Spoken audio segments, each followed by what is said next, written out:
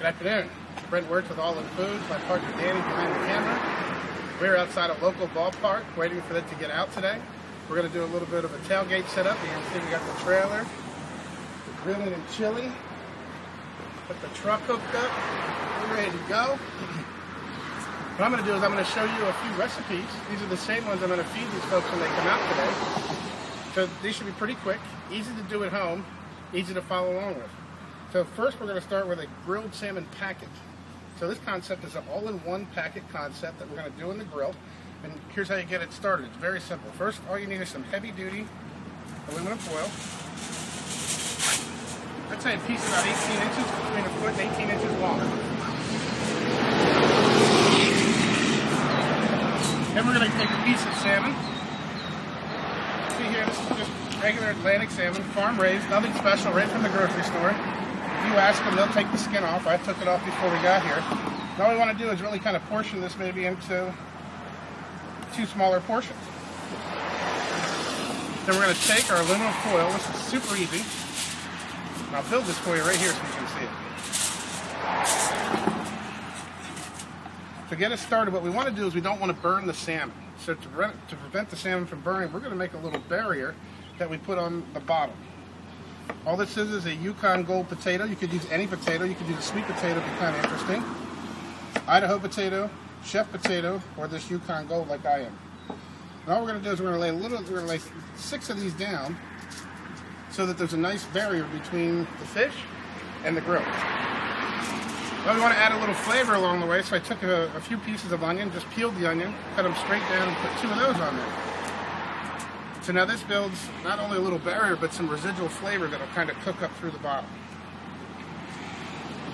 Take your piece of salmon and just place it on top. So far, so good, right?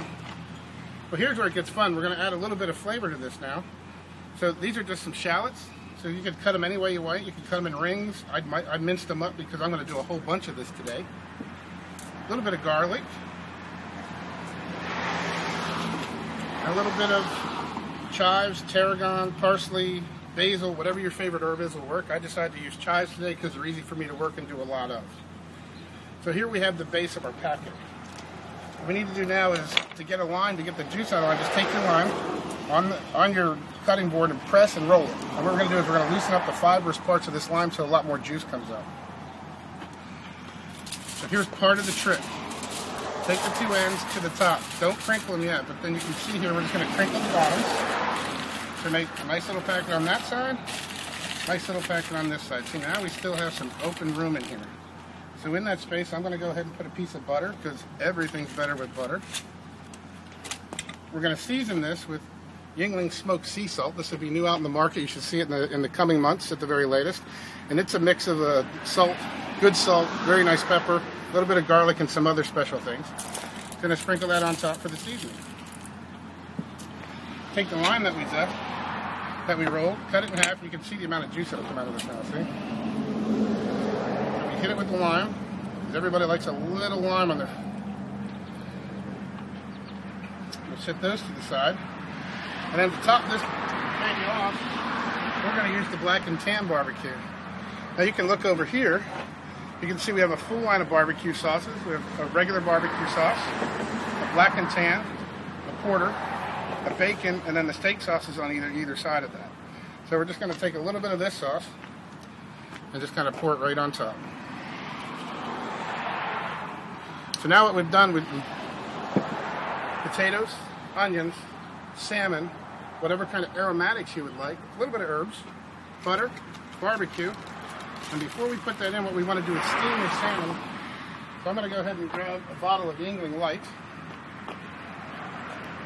Sound of money right there. And just pour a little bit in there. And what that's going to do is put a little liquid in the bottom of the packet so when it's on the grill, it'll sit there and simmer a little bit. You'll see it steaming. It will actually steam the salmon. So we just close it up. Take it on your grill at home. We just open it up. Throw it over a hot burner. We can just leave it sit there. You'll hear it start to simmer. Just let it simmer. Once it starts simmering, pull it over to the side and then cook it until the way you like your salmon cooked. I like my salmon cooked a little bit medium. Some people like it well done. So we're going to let this go for a few minutes and I'll be back to finish this dish. Here we are. We're back. All we did And we just let the salmon cook a little. You kind of see how it's steaming up there. Kind of see the steam coming out of there. You kind of get a picture of what that's going to look like. Now we're going to go ahead and plate this bad boy. What I'd like us to do is to plate it. You just take the potatoes that are nice and tender now. You put maybe 2 or 3 of those on there.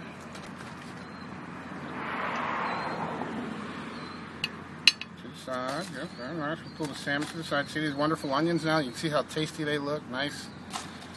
Another potato or 2 to the side. Then you just take your big piece of salmon that's nicely barbecued. Put it to the side. I'm going to finish it with just a little bit of chive, so it gives it some color, and then a little bit of balsamic glaze. This is really for a little bit of flavor and a little bit of nice look. And here we have a tailgate, black and tan, Yingling barbecued salmon. Grillin' and chillin'. Thanks for being here.